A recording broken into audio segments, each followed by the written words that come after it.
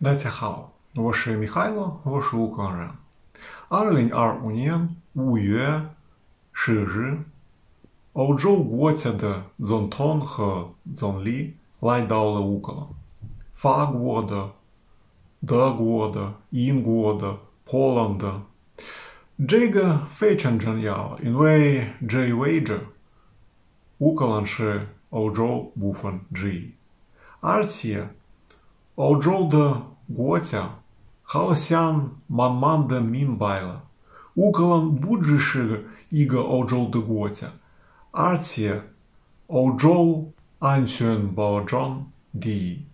因为如今在所有欧洲国家中，乌克兰的军队是最强的、最有精力的。支持乌克兰算是支持全欧洲的安全。